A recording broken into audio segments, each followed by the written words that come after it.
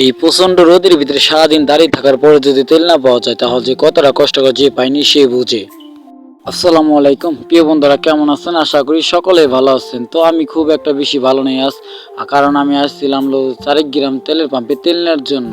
তো এখানে এসে দেখি যে অনেক অনেক গাড়ি দেখি সিরিয়াল দিয়ে রাখছে, অনেকে আগে আসছে, আবার কেউ কেউ বলতেছে রাত 11টার দিকে আসছে, আবার বলতেছে কেউ আগের দিন কেউ নাকি সিরিয়াল দিয়ে রাখছে। তাই সিরিয়াল আমি সিরিয়াল দিলাম। আর এখানে এক ভাই বলতেছে যে তেল নিতে আসি নাই, এই স্বর্ণ নিতে আসছি। মানে এত পরিমাণ যে তেলের চাহিদা, তেল কোথাও পাওয়া যায় না, তাই সবাই আসছে যে তেলের পাম্পে তেল নেওয়ার জন্য। তাই সবাই সিরিয়াল দিছে। আর এত লম্বা সিরিয়াল, মানে তেলের পাম্পে থেকে কমপক্ষে 5 থেকে 6 কিলোমিটার দূরে থেকেই তেলের সিরিয়াল দিয়ে রাখছে। আর কুলাইটাঙ্গা থেকে সিরিয়াল শুরু হয়েছে চারিগ্রাম তরি, মানে এত বড় লম্বা সিরিয়াল। তাই সবাই দাঁড়িয়ে রয়েছে তেলের জন্য, এক ফোঁটা তেলের জন্য এত কষ্ট করে পরিশ্রম করতেছে। আসলে তাহলে দেখা খুব ময়া লাগে যে একটু তেলের জন্য এত কষ্ট করে রোদের ভিতরে বসে আছে।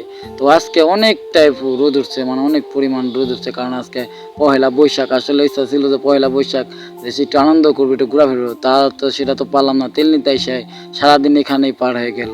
তো এখানে আছি, আর এত পরিমাণ বাইক মানে আর মানুষ, তা সেটা আর বলে বোঝাইতো না। সেটা তো আপনারা দেখতে পাচ্ছেন, মানে সিরিয়াল আর সিরিয়ালের ভিতরে আছে, আর অনেক রোদ, মানে সেটা বলার মতো নয়। মানে আর এদিকে দেখ মানুষের গরম, মানে অনেকটাই কষ্ট হয়েছে, তবে যদি একটু তেল পাই। আর অনেকে বলতেছে যে আমি যে লম্বা সিরিয়াল, অনেকে বলতেছে তেল পাবো কিনা।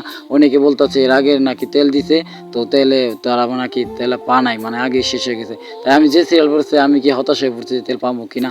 আর এতে দেখছেন যে কি রোদের ভিতরে সবাই অপেক্ষা রয়েছে। জানি না ওই যে তেল পাম্পে যে আমরা তেল তৈরি পৌঁছাতে পারবো কিনা।